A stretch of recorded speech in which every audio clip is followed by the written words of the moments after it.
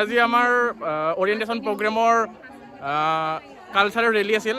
আজি আমাৰ ৫ম দিন হয় আৰু আজি আমাৰ কালচাৰেল ৰেলী আৰু কালচাৰেল ৰেলীত আমাৰ টপিকটো আছিলে অসমীয়া সমাজৰ বিবাহ আৰু এই আমাৰ গোটেই পৰিয়ালটো আমাৰ আছে বঢ়িয়া।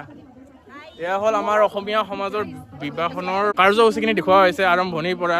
যেনেকৈ প্ৰথম আৰম্ভণি হয় জোৰোণৰ বিলাক ক'ত গ'ল, এইবিলাক হ'ল জোৰোণৰ পৰা আদি কৰি জোৰোণৰ পিছত পানী তোলা, পিণ্ড দিয়া, তাৰপিছত বিয়া আৰু বিয়াৰ পিছত কি আছে আৰু বিয়াৰ বিদায়খিনি গোটেইখিনি আমাৰ ইয়াতে বিদায় দৰকাৰ নাই এইযোৰৰ। আৰু আমাৰ হ'ল আমাৰ মেইন বিয়াখন আৰু আমাৰ। তুমি আজি কি হৈছা?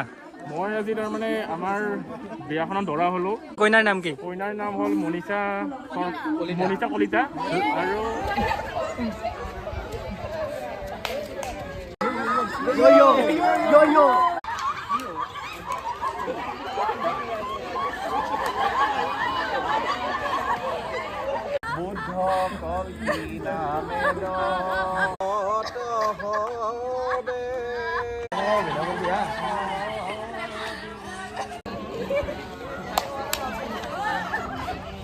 মেছেজটো কি আছিলে?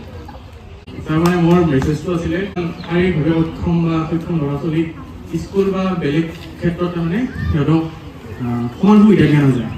ইয়াৰ দ্বাৰা তাৰমানে সৰ্বশিক্ষা বা এনেকুৱা ধৰণৰ কিছুমান সংস্থা আছে যিয়ে তাৰমানে এনেকুৱা ল'ৰা ছোৱালীক তাৰমানে ইনক্লুচিভ এডুকেশ্যনৰ দ্বাৰা তাৰমানে সকলোকে সমান শিক্ষা দিয়া হয়। এনেকুৱা ল'ৰা ছোৱালীয়ে যে ভৱিষ্যতে এজন সুনাগৰিক হ'ব পাৰে তাৰ কাৰণে আমি সদায় চেষ্টা চলাব লাগে।